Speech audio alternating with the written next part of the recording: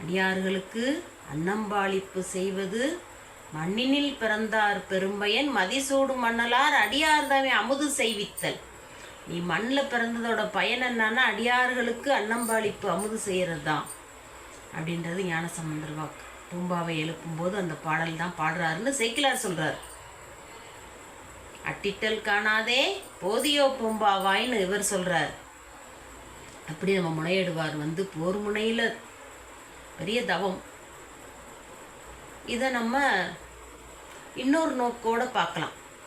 சித்தாந்த நோக்கோட யோக மார்க்கத்தோடு இணைந்து பார்க்கணும் அப்படின்னா நமக்கு 2 பகை இருக்குது.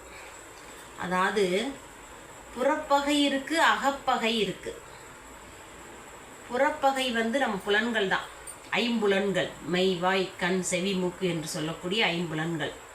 இதை கள்ளப்புலன்கள்னு சொல்கிறாரு நம்மளுடைய திருமூலர். ஏன் கள்ளப்புலன்கள்னு சொல்கிறாரு அப்படின்னா, எதை பார்க்கக்கூடாதுன்னு நினைக்கிறோமோ அதை பார்க்கும், எதை பேசக்கூடாதுன்னு நினைக்கிறோமோ அதை பேசும், எதை நம்ம கேட்கக்கூடாதுன்னு நினைக்கிறோமோ கேட்கும். அந்த மாதிரியான புலன்கள் நம்மளை தவறான வழிகளில் செலுத்தும்.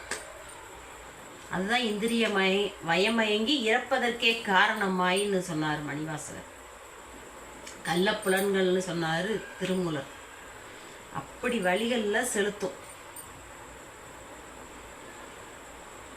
அதுபோல் அகப்பகைன்னு இருக்குது. அது அகத்தில் என்னன்னா இந்த புறம் தெரியுது, மெய்வாய்க்கண் செவிமுக்கு நமக்கு தெரியுது. அகத்தில் தெரியாமல் அந்த கரணம்னு இருக்குது, மனம் புத்தி சித்தம் அகங்காரம்னு. அது நம்மளை தவறான வழிகளில் செலுத்தும். மனம் போய் பற்றும், புத்தி நிச்சயிக்கும், அகங்காரம் செயல்படுத்தும், சித்தம் உறுதிப்படுத்தும். இந்த மாதிரி நம்மளை புறப்பகையும் அகப்பகையும் இருந்து நம்மளை வழிகளில் செலுத்தும். இதுதான் நமக்கு பகை. இந்த பகையையும் வென்றவர் தான் நம்மளோட முனையிடுவார். புறப்பகையும் அகப்பகையும் வென்றவர் தான். அப்படி வெல்ல முடியாதவங்க இருக்காங்கல்ல.